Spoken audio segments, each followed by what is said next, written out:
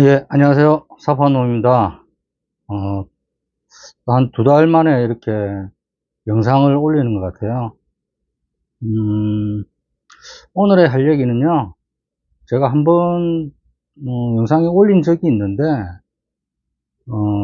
이 개발 사업에 있어서 초기 작업, 뭐, 어떤 개발 사업이든지 다 초기 작업이라는 게 있잖아요. 그 초기 작업을 했을 때, 뭘 먼저 시작을 해야 되고, 또, 지주택 같은 경우, 제가 뭐, 지주택에서 이때까지 계속 얘기를 했으니까, 지주택 같은 경우는 어떻게 처음 시작을 하고, 마무리까지 가는지, 뭐, 그거는 중간 과정이라든지 마무리까지 가는 과정을 보신 분들은 많을 거예요.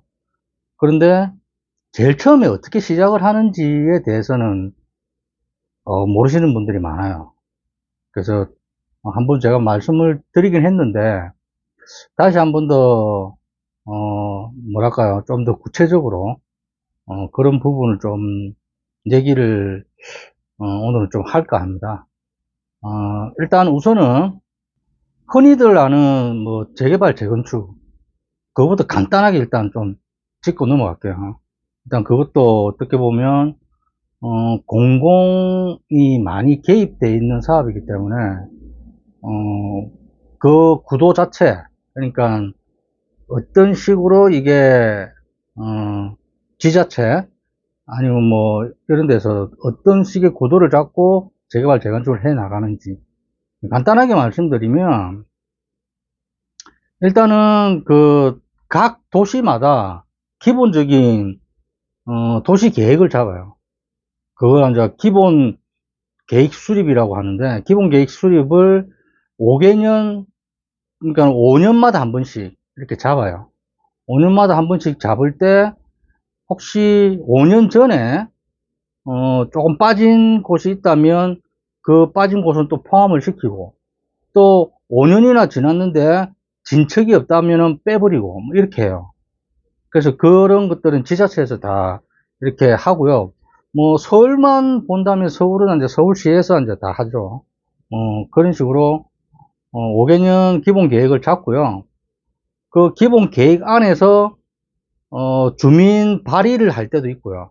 그러니까는 주민 발의라는 게 그 구역이 딱 정해지겠죠? 그러면 구역이 정해지면 그 구역 안에서 정말로 원하는 사람도 있고 또 원하지 않는 사람도 있어요.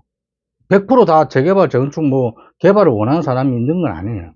그래서 그 원하는 사람들이 직접 자기네들이 우리 한번 개발 한번 해보자 뭐 이래가지고 그 자기 관할 구청에 가서 주민 발의를 해요.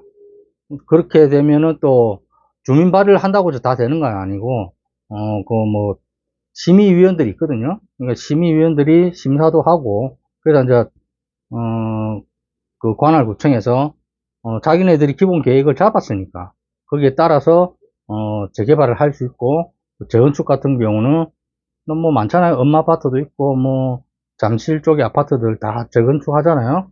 강남 쪽의 아파트들도 재건축하고, 이런 재건축 같은 뭐, 최근에 재건축에서 가장 지금, 뭐랄까요, 좀, 지금은 요새 안 나오는데, 뭐, 둔촌주공 같은 거, 그거 다 재건축이거든요. 둔촌주공은 정말로 오래됐는데, 둔촌주공에 대해서 좀, 얘기를 좀 할 게 많은데, 근데 이게 해결이 안 돼요. 뭔가가 해결이 딱 되고 나면, 그 다음에 뭔가를 얘기를 좀 하려고 하는데, 해결이 아직 안 된 것 같아요. 그래서 그거는 뭐 조금 더 시간을 좀 두고 봐야 될 것 같고요. 그래서 그런 것들하고 했을 때, 어, 도정법에 의해서 도시및 주거환경정비법으로, 재개발, 재건축은, 다 있어요. 도급제로 할 건지, 지분제로 할 건지. 이런 도급제, 지분제를 정하고, 그리고, 뭐랄까요. 그 시공사들한테 이제 그 제안서를 받아서 뭐 이렇게 하는데, 시공사들은 좀 괜찮다 싶으면 뭐 거의 뭐 우리나라 10대 10위 안에 들어있는 시공능력 평가 10위 안에 들어있는 그런 건설사들이 다 좀 괜찮다 싶은 그런 지역을 이렇게 미리 방문을 하죠. 그런 식으로 재개발 재건축은 돌아가는데, 근데 도정법에서 할 수 있는 것들이 많아요. 그러니까 굉장히 좀 어떻게 보면 복잡해요. 그래서 저도 공부 많이 했는데 공부하기도 좀 까다롭고, 그리고 법이 자꾸 바뀌니까 또 공부를 해야 되고 또 공부를 해야 되고 뭐 하여튼 좀 그래요. 좀 복잡해. 그래서 도정법 쪽에 그러니까 종사하고 계시는 분들, 제가 뭐 재건축은 도정법으로 하는 거니까 그쪽에 종사하고 계시는 분들은 아우 머리 터집니다. 진짜 공부 열심히 해야 됩니다. 그래서 이제 그런 것들에 대해서 완화가 많이 된 거는 동의서, 그러니까 동의서의 그러니까 비율이죠. 그 인허가를 낼 수 있는 비율이 좀 낮아졌다. 예, 재개발 재건축에는 옛날보다 많이 낮아졌어요. 그런 게 완화가 많이 됐고요. 예, 재개발 재건축은 그런 식으로 되고요. 그 개발 사업이라는 게.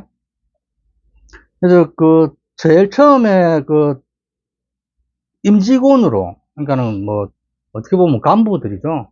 그 지역을 이제 발전시키기 위해서 나름의 의지를 갖고 뭐 위원장이 된다든지 뭐 이사가 된다든지 추진위원이 된다든지 뭐 이렇게 해서 동네에 있는 분들이 이렇게 추진을 합니다. 그렇게 하는 게 재개발 재건축이고요. 뭐 지주택 같은 경우는, 지역주택조합 같은 경우는 이제 그거는 이제 이제부터 제가 그 얘기를 하려고 지금 한 거고요. 아까 처음에 제가 서두에 말씀드린 것처럼 어떤 식의 개발 사업이 제일 처음에 시작을 하느냐.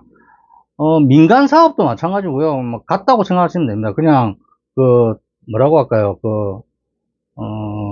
지역주택조합은 조금 다르거든요. 그냥 민간 사업에 매매를 하는 거하고는 조금 다르기 때문에 근데 뭐 첫 시도는 같아요.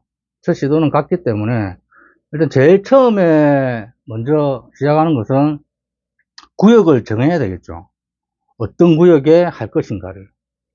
뭐 예를 들어서 어떤 구역에 무슨 동네에 한 뭐 5,000평, 6,000평 정도 되는 그런 주거지가 있다. 그럼 그 주거지에 개발을 할 수 있는지 없는지를 타당성을 어디에서 물어봐야 될까요? 그 관할구청에서 물어보는 겁니다. 그럼 관할구청에 가서 이 구역에 대한 정보를 그 건축가라든지 그런데 있죠. 뭐랄까요?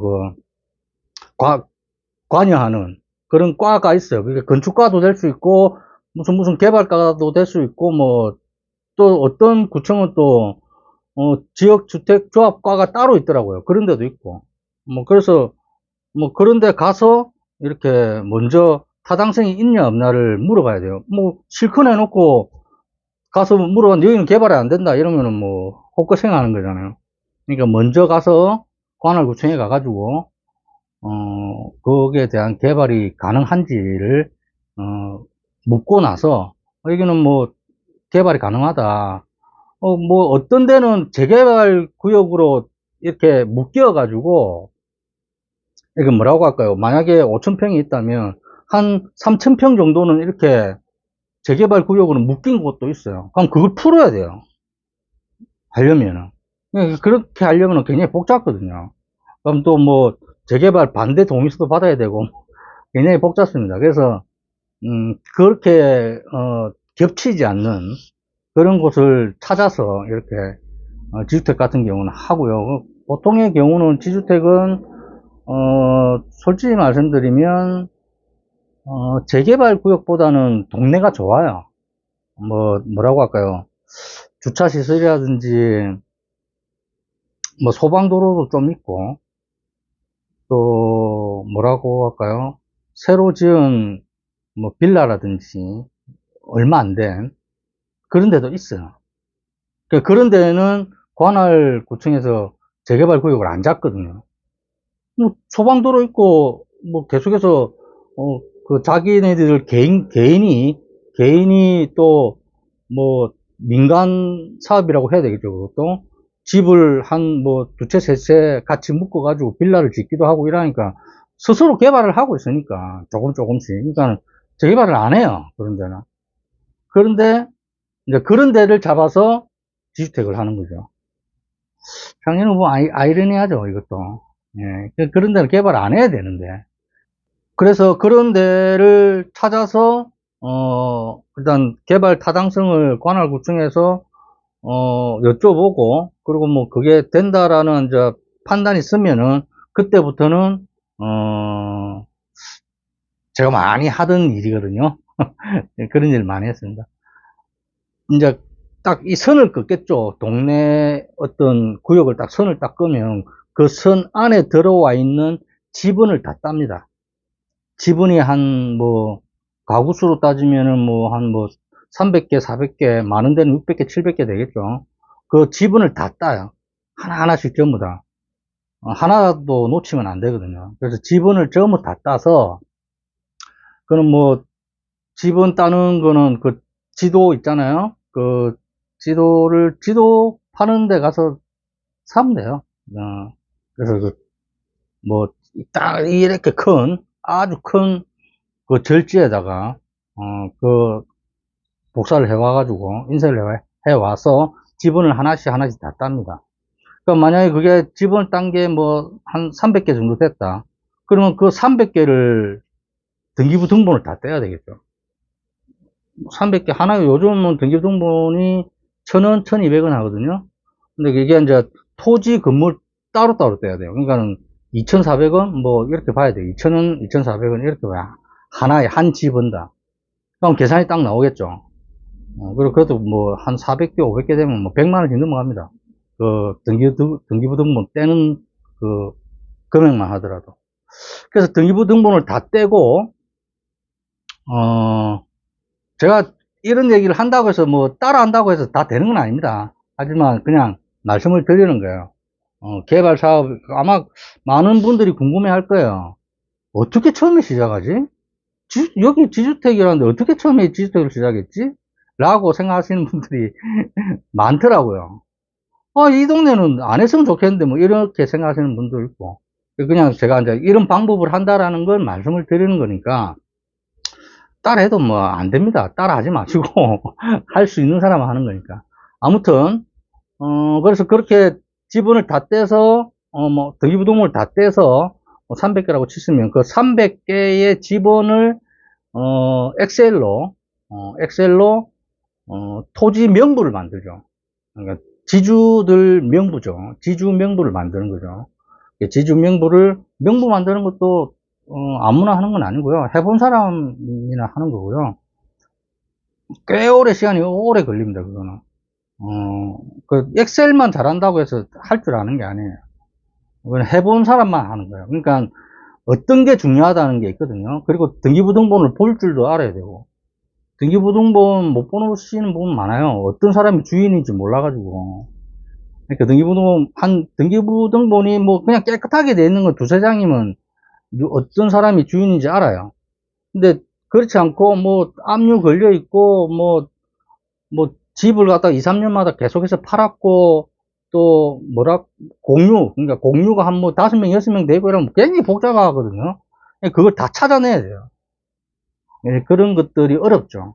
그래서 등기부 등본도 잘 볼 줄 알고 또 이 토지 명부를 만드는 룰도 알고 시스템을 아는 사람이 만들어야지 그냥 뭐 컴퓨터 잘하고 뭐 엑셀 잘한다고 해서 만드는 게 아닙니다.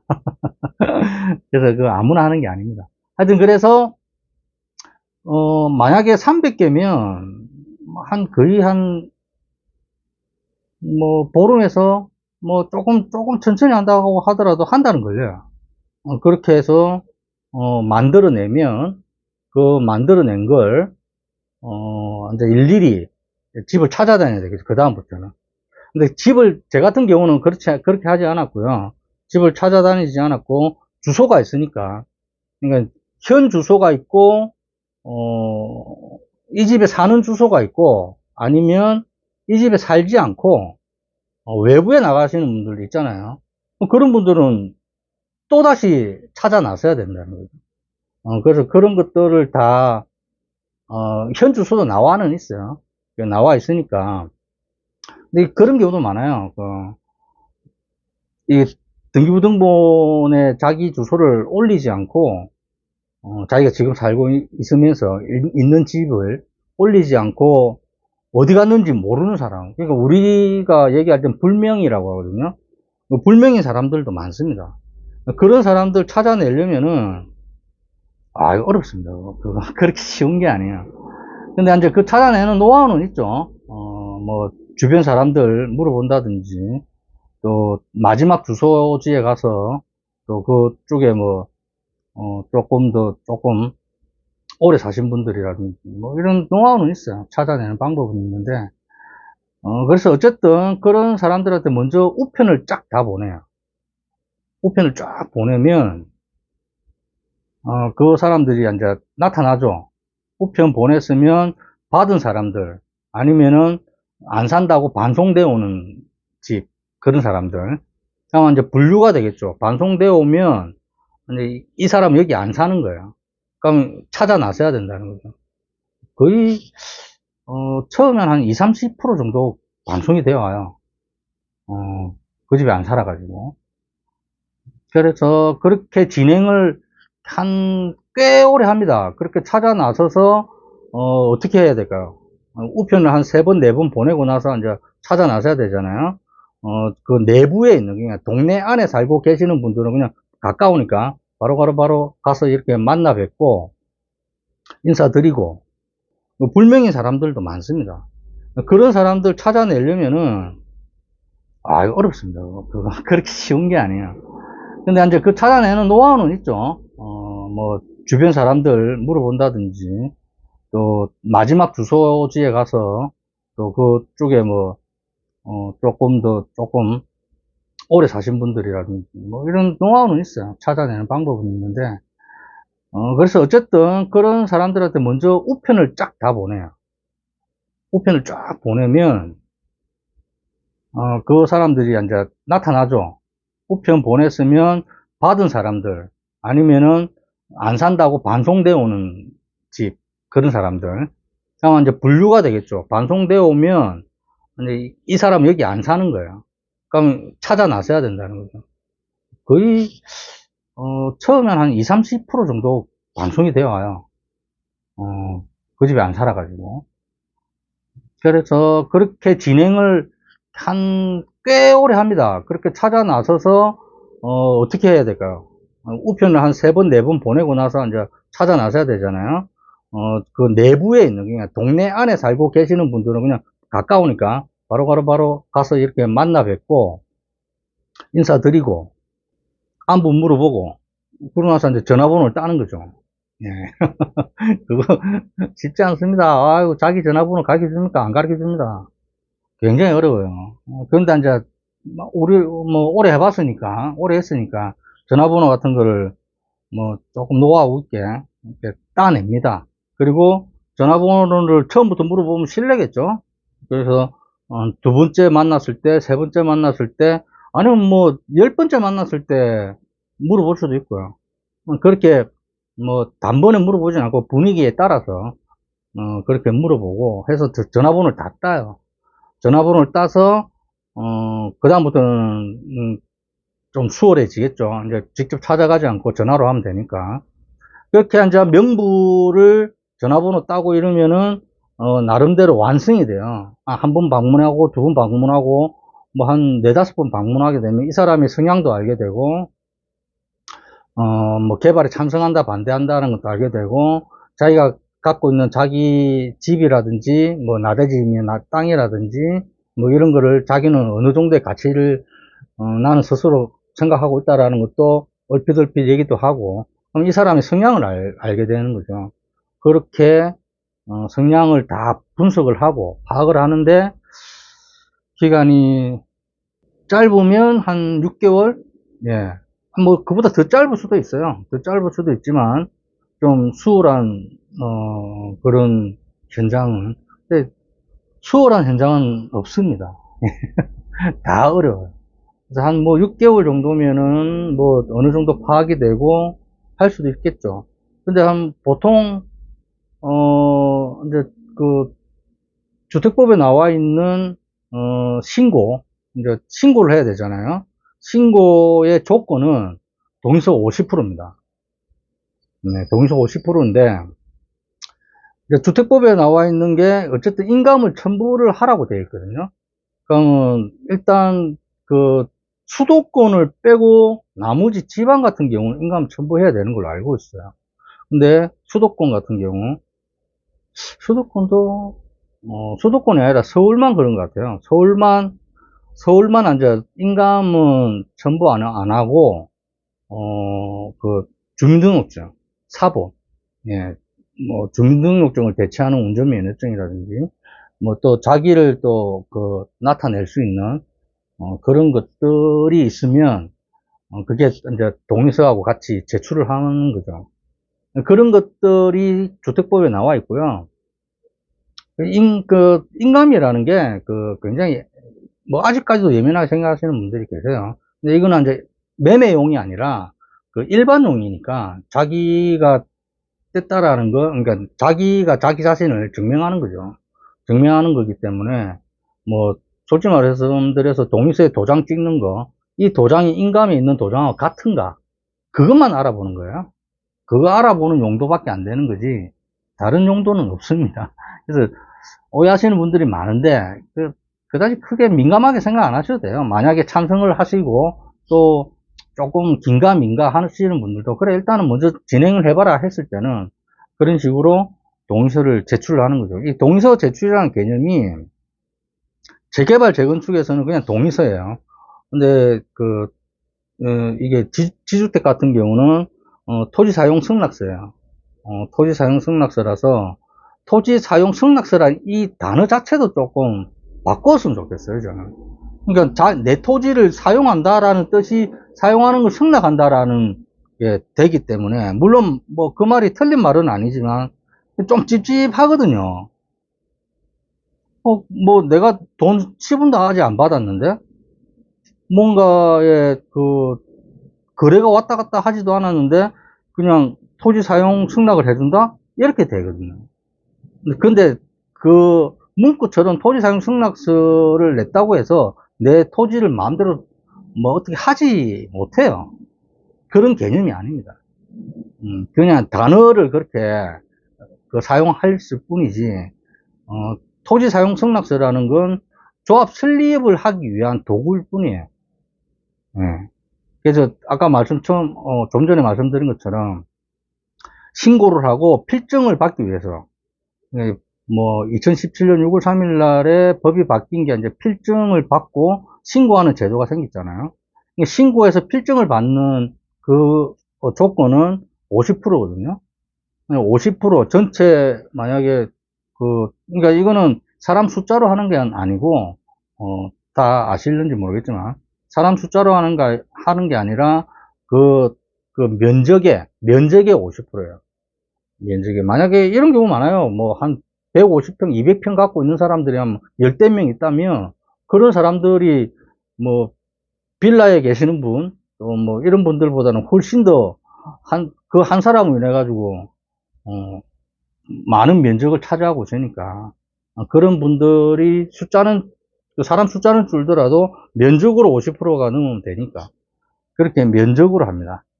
이렇게 면적으로 50%가 되면, 이제 신고를 해서 신고 필증이 나오는 거죠.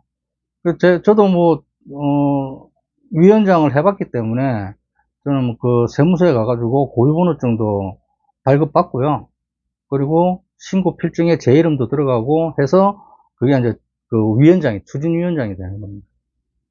그래서 주택법에 나와 있는 대로 진행을 그렇게 하면 되는데 그 와중에 대행사라는 게 있어야 되겠죠. 업무 대행사. 업무 대행사가 법적으로 무조건 있어야 돼요. 없으면 안 되죠. 없으면은 주택법에 어긋나는 거기 때문에 법을 어기는 거예요.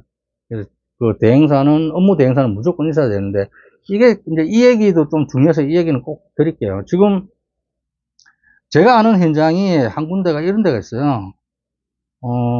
현 추진위원장이 있는데, 이 추진위원장이 자기네들이라는 건 비대위를 얘기하는 거예요. 비대위들이 무슨 뭐 진행을 하는 게 제가 옆에서 볼 때는 별로 마음에 안 들어요. 자기네들을 위주로 하려고 하고, 또 이 우선순위라는 게 있는데, 엉뚱한 걸 먼저 하는 것 같고, 또 뭐 사무장인가? 사무장이라고 해야 되겠죠. 그쪽에서 일 봐주는 사람. 조합원도 아니고, 지주도 아니고, 그냥 일 봐주는 사람이, 장난을 많이 치는 거죠. 그렇게 해서, 어, 제가 볼 땐 참 나쁜 사람이고, 뭐라고 할까요? 뭐, 별로 아는 것도 없는 것 같고, 이쪽 일도 많이 안 해본 것 같고, 뭐, 그런 것 같아요. 근데 뭐, 어떻게 해서 뭐, 비대위들하고 이래 꿍짝꿍짝이 잘 됐겠죠. 그래서, 이 현재 위원장이, 말을 안 듣는다 이거죠. 마음에 안 든다 이거죠. 말을 안 듣고. 그러니까, 그냥, 사무소 위조를 해가지고, 위원장을 바꿔버려요. 야, 참. 사무소 위조를 해가지고. 그래서 제가 그 총회장도 갔었거든요. 그러니까 저는 이제 아는 사람이 있으니까 그 아는 사람의 위임을 받아가지고 제가 가서 한번 들어보려고. 어떤 식으로, 하려고 하는 건지, 그리고 무슨 생각을 갖고 있는 건지 조금 들어보면 아니까. 근데, 뭐라고 할까요? 출입을 안 시켜줘요. 뭐, 직계 가족 아니면 안 되니 뭐, 그런 거 없거든요. 그런 거 없으면 그러면 그거 불법입니다. 총회가 성립이 안 돼요. 위임장을 가지고 가면 어느 누구라도 그 위임장을 받은 사람을 출입을 시켜야 돼요. 그게 한 표거든요. 위임을 받았기 때문에. 그렇기 때문에 이 한 표를 자기 임의적으로 없애버리는 거예요. 그러니까 이거는, 불법이죠. 그리고 총회가 성립이 안 되는 거예요, 이거는. 굉장히 잘못된 거예요. 그걸 제가 아니까, 큰일 난다. 당신네들 나를 여기에 입장을 안 시키면, 뭐 다 그냥 무효다. 뭐 이런 식으로 해야 하니까 끝까지 입장을 안 시키더라고요. 그래서 입장 안 시킨다 어쩌겠습니까? 몸싸움도 좀 하긴 했지만. 그래서 못 갔고. 그런데 그 총회에서 뭐, 통과가 됐대요. 제가 알기로는 안건도 없었는데. 그러니까 이게 이제 사무소 위조를 한 거죠. 그래서 위조를 해가지고 다른 사람을 위원장으로 세워가지고 그냥 구청에다 신고를 해버렸네? 관할구청에다가. 근데 또 구청에서는 그걸 또 내줘 버렸네? 이게 참, 이게 웃긴 게 뭐냐면, 구청도 잘 몰라요. 이 지주택에 대한 법을. 그리고 최소한의 이제 이런 게 있잖아요. 현 위원장이 사임서를 안 냈어요. 사임서를 안 냈는데, 사임서를 낸 것처럼 했을 수도 있어요. 그러면은, 아마 그랬든 안 그랬든 간에, 그 담당자가, 주무관이, 이 현장 담당자가 있거든요. 그 담당자가 현 위원장한테 물어봐야 돼요.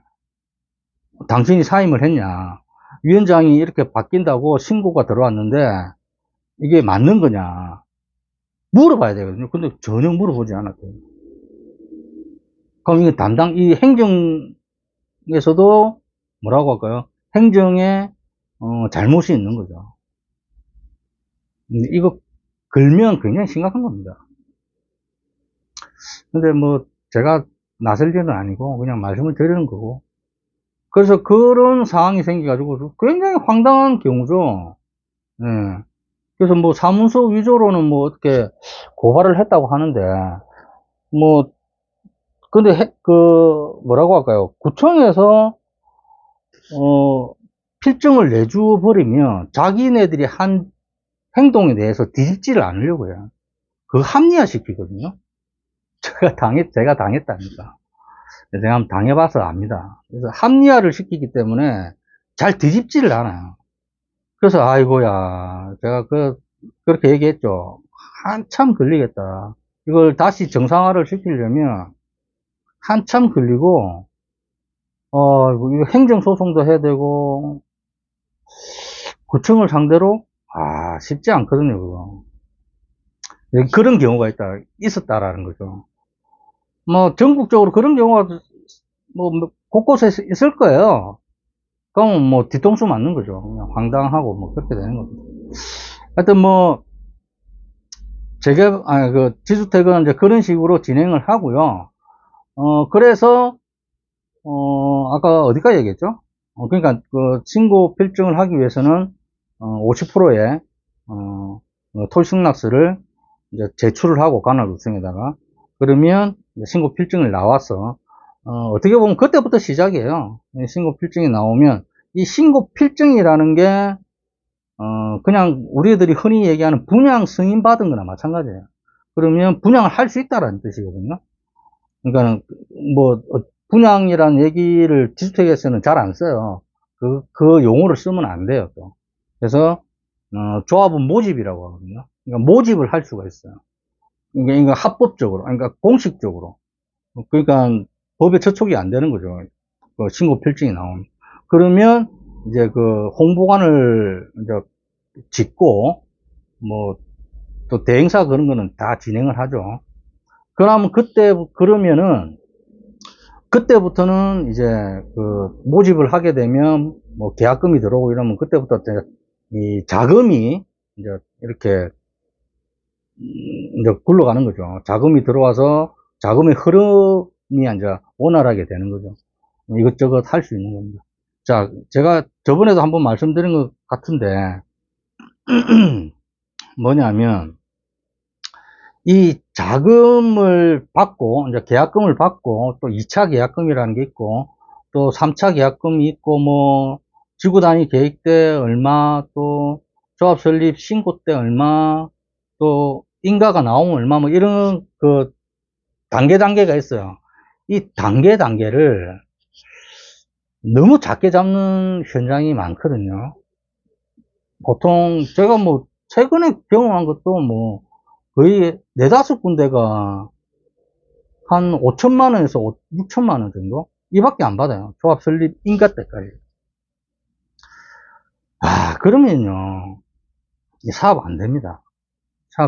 이거는 대행사에서, 그러니까 임원들, 집행부는 잘 모를 수도 있어요. 뭘 모르냐면, 안 해봤으니까. 이런 일을 안 해봤으니까, 이게 맞는 건지, 뭐, 잘못된 건지, 뭐, 어떻게 해야 되는 건지 잘 몰라요. 그러니까 대행사가 하자는 대로 하는 거예요. 그러니까 뭐 좋게 얘기했겠죠? 초반에 돈 많이 내면 사람들 모집이 힘들다. 뭐, 그러니까 초반에는 이렇게 받고 나중에 많이 받으면 된다. 뭐, 이런 식으로 했을 수 있어요. 뭐, 그러면 그게 또 일리가 있어 보여요. 일리 있게 들리고. 그런데 그렇게 돼버리면, 그러니까 대행료, 업무 대행비가 거의 뭐 5천만 원, 6천만 원 받으면 절반이 날아가요. 그러면 또 분양 수수료는 또 어떻게 해요? 그 분양 대행사, 뭐 분양 직원들이 와야지 조합은 모집을 할 거잖아요. 그럼 그거는, 그 돈은 또 어떻게 할 거냐? 그 돈도 나가야 돼요. 그 사람들도 일을 하는 사람들이니까 일을 한 대가는 줘야 되잖아요. 그럼 이거 빼고 저거 빼고 하면 없어요, 남는 게. 그럼 제일 좋은 거는 누굴까요? 업무 대행사예요. 자기 목숨 자기가 챙긴다는 거죠. 그러면 집행부는 어떻게 될까요? 운영이 안 돼요. 돈이 없어서. 운영을 할 수가 없어요. 그리고 뭐 조금 건매가 나오고 이럴 수 있거든요. 그 동네에서 소문이 나고 이러면 잘 됐다 가면 여기에다가 뭐 부동산에 팔면은 뭐 1억밖에 못 받는 거 여기에다가 뭐 팔면은 그래도 한 2, 3천 더 받을 수 있으니까 여기다 팔자 이런 경우는 있거든요. 그럼 그런 금매가 나오면 그런 걸 사야 되잖아요. 그거 살 돈이 없어요. 그러니까 이거는 구도를 잘못 잡은 거야. 그런 식으로 구도를 잡는 현장은 절대 들어가면 안 됩니다. 무조건 망하는 현장이에요. 그러니까 이 3개월마다 어떻게 보면 3개월 가다가 6개월 이렇게 가든지 이런 식으로 가다가 한 4번, 그러니까 5번, 최소한 5번, 6번은 돈을 내는 구조가 생겨나야 돼요. 그래야지 토지 작업을 할 거 아닙니까? 토지 작업에 용역비는 어떻게 할 거냐 하는 거죠. 그리고 아까 금방 말씀드린 것처럼 금매가 나오면 금매도 사들여야 되고, 또 뭐 만약에 금매가 안 나오더라도 그럼 난 지금 계약하겠다 하면 계약을 하게 되면 계약금도 줘야 되고, 그러려면 집행부에 그러니까는 돈이 있어야 된다는 거죠. 그래서 보통의 경우 최소한 조합 설립인가 때까지 1억 5천 이상은 거두어져야 돼요. 1인당. 조합은 1인당. 그래야지 그 자금으로 일을 원활하게 진행해 나가야지 진행이 착착착 되는 거지. 자금이 흐르지 않고 자금이 꽉 막혀버리면 진행이 안 돼요, 진행이. 그럼 뭐, 진행이 안 돼도 손해보는 건 누굴까요? 손해보는 건 조합원들이고, 집행부고, 지주들이에요. 업체들은 손해 안 봅니다. 그거를 알아야 돼요. 이걸 안 해본 사람은 모르죠. 제가 이렇게 옆에서 보면 너무 안타까워요, 진짜로. 벌써 그렇게 돼가지고 한 1년 넘어가고 2년 넘어가고 이래 돼버리면 이 수습이 안 돼요. 그러니까 조합원들이 신뢰가 다 떨어졌기 때문에 그때부터 다시 뭐 조합원 뭐 그 자금을 좀 그 얘기하기 위해서 얘기해봤자 돈을 안 내요. 이때까지도 진행이 안 됐는데, 몇 년이 지났는데 아직까지도 조합 설립도 못하고 지구단위 계획도 못하고 토지 그 확보한 것도 뭐 얼마 돼도 안 하고 누가 돈을 내겠습니까? 그런 신뢰가 완전히 깨져버렸는데. 그러니까 이게 회복하기가 굉장히 힘듭니다. 그래서 이런 걸 잘 보고 선택을 하더라도 현장을 선택을 해야 되고요. 어쨌든 제가 오늘 드리고 싶은 말씀은 개발 사업이 어떻게 제일 처음에 아까 처음에 말씀드렸잖아요. 정리를 간단하게 좀 하자면 구역을 정한다.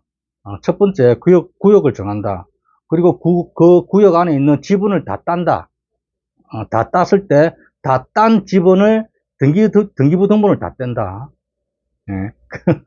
등기부 등본을 다 떼면 그 등기부 등본 안에 있는 모든 내용들을 다 명부로 만든다. 토지 명부를 만드는 거죠. 토지 명부를 만들고 나서 그 주소마다 우편을 보내고 일단 그렇게 하고 난 뒤에 뭐 우편을 한 분을 보내든 뭐 10분을 보내든 자기 알아서 보내고 나서 그 뒤부터 지원들을 통해서 방문을 시킨다. 방문을 하게 한다. 방문하게 되면 그때부터 또 뭐 방문하기 전에 우편이 반송이 되고 이러면 이제 갈린다고 했죠. 뭐 갈리면은 갈리는 대로 그 찾아내면 되는 거고, 외부 내부를 딱 이렇게 분간이 되겠죠. 그러면 뭐 외부는 이제 외부대로 찾아다니고 내부에 계시는 분들은 내부에 계시는 분들대로 찾아다녀서 전화번호를 딴다. 예, 전화번호를 따고 그러고 나서 토지승낙서를 받는다. 토지승낙서는 주택법의 신고의 퍼센트는 50%니까 50%를 받아서 신고를 하고 필증을 받는다. 딱 여기까지만 말씀을 드릴게요. 그 뒤에도 많죠, 할 일은. 할 일은 뭐, 예. 엄청나게 많은데, 뭐, 이 정도만 해도 뭐, 예. 많이 알려드린 겁니다. 하여튼, 아무튼 간에, 네, 하여튼, 요즘 뭐, 좋은 것도 없는데, 뭐, 하여튼 좀 그래요. 정부도 그렇고, 아휴, 뭐, 지주택은 더더욱 그렇고, 재미있는 게 없네요. 그래서 뭐, 아무튼 좋은 일이 좀 생겼으면 좋겠고요. 경매라든지, 뭐, 공매, 또, 나는 뭐, 땅을 좀 내가 갖고 있는데, 이거 처분을 하고 싶다. 아니면, 어느 구역에 이 정도 가격에 집을 좀 사고 싶다. 예, 예, 첫 번째, 다시 얘기 드릴게요. 첫 번째, 어느 동네에 집을 사고 싶다. 뭐, 전국적으로 다 똑같아요. 뭐, 어디든지 관계없습니다. 전국 다 집을 사고 싶다. 아니면 땅을 사고 싶다. 이게 첫 번째고, 두 번째, 경매 물건이 나와 있으면, 뭐, 낙찰 좀 받고 싶다. 또, 동네도 있어야 되겠죠? 뭐, 그런 게 있으면, 연락을 주십시오. 예, 제가 그 네트워크가 굉장히 좀 많아요. 그럼 제가 연결시켜 드리겠습니다. 예, 물론 뭐, 공짜는 없겠죠. 뭐, 당연히 일을 하는 거니까, 뭐, 중개 수수료는 당연히 있을 거고요.